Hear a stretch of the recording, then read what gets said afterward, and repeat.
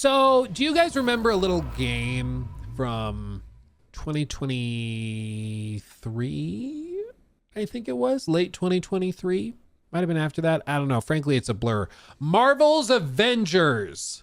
This game was from Crystal Dynamics, a very talented studio, and it was supposed to be like one of the next big things. It was going to be a multiplayer live service extravaganza. This was supposed to be a moneymaker. I mean, after all, you all liked Endgame, didn't you? Surely you'll like this. Turns out, not really. The game is dead, meaning you cannot buy it now, even if you want to. It's delisted. It's like totally shut down and gone.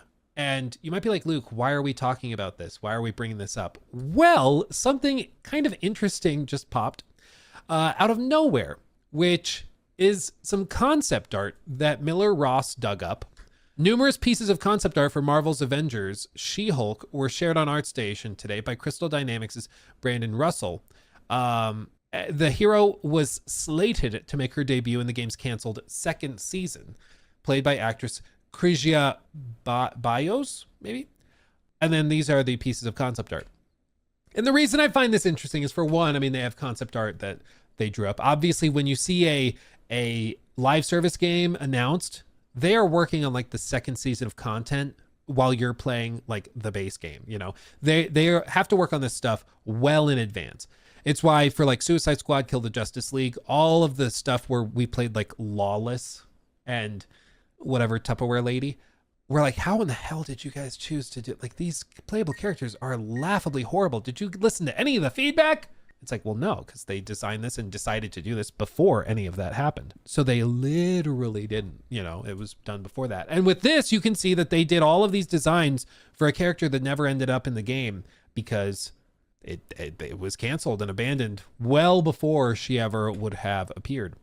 Now, I also, I mean, as for whether these costumes and outfits and cosmetics would have made money, I mean, I'm sure they probably would have.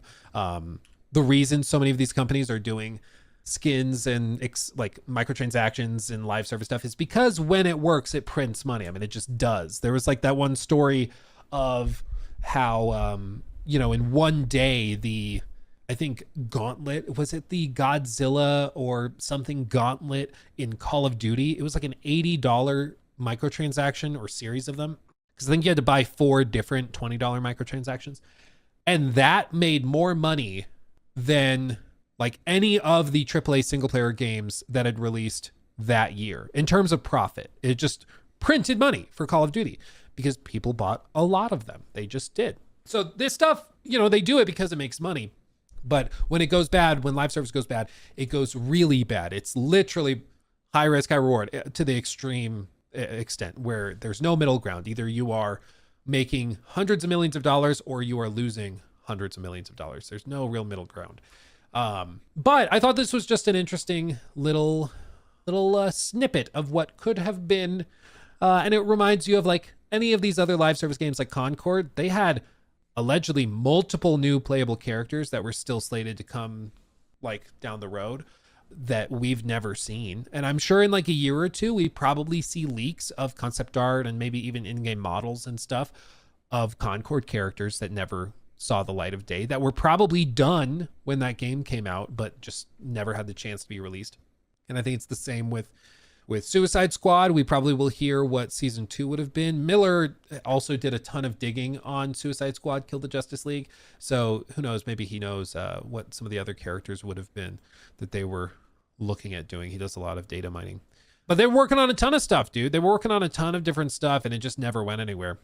And, you know, the show wasn't great, I hear. I've kind of checked out of Marvel stuff, so I've just not been like super into it. But even people who are super into it told me that this was god awful.